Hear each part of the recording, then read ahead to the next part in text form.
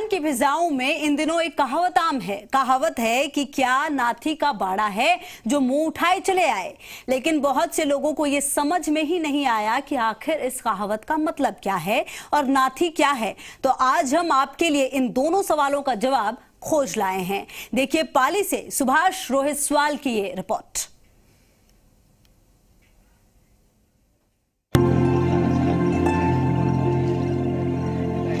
ये बाड़ा नाथी का है, वही नाथी जिसके बाड़े को लेकर प्रदेश के लोगों की जुबान पर एक कहावत मौका मुनासिब निकालने के लिए तैयार रहता है।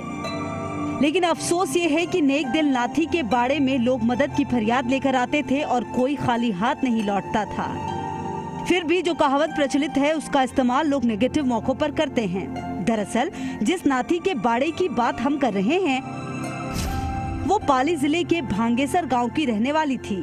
तकरीबन 150 साल पहले पालीवाल ब्राह्मण कुल में पैदा हुई नाथी बाई बाल विधवा थी, लेकिन उनके आदर्श उच्च थे। उनका सम्मान न सिर्फ भांगेसर गांव के लोगों के बीच था बल्कि आसपास के इलाके में भी उन्हें लोग काफी इज्जत बख्शते थे।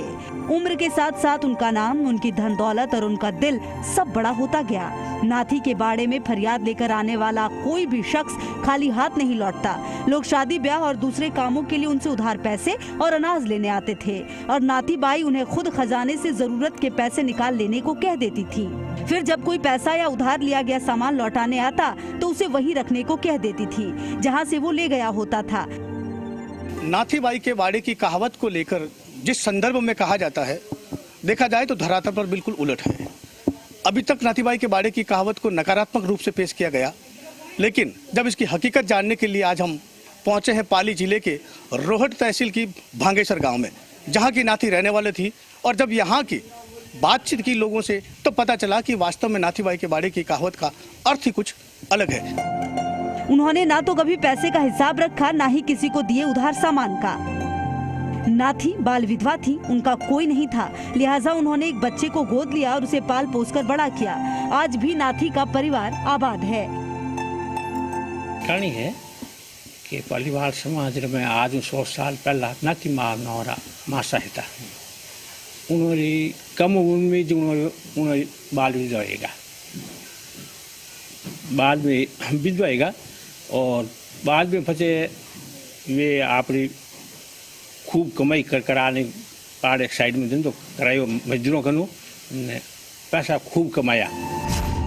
नाथी बाई की दरियादिली को लेकर उस वक्त लोग कहने लगे कि जरूरत और अभाव को पूरा करने के लिए नाथी के बाड़ा चले जाओ। लेकिन अब उस कहावत को नकारात्मक नजरिए से इस्तेमाल किया जाता है जो उनके परिजनों को तकलीफ देती है। दरअसल नाथी का बाड़ा की बात आज इसलिए की जा रही है क्योंकि हाल के दिनों में सियासी गलियारे में इस कहावत ने खूब सुर्खियां बटोरी। एक दूसरे पर तंज कसने के लिए नाथी का बाड़ा कहावत का खूब इस्तेमाल किया गया। तब मालूमात करने की दरकार पड़ी कि आखिर नाथी का बाड़ा कहावत का चलन कब और क्यों हुआ।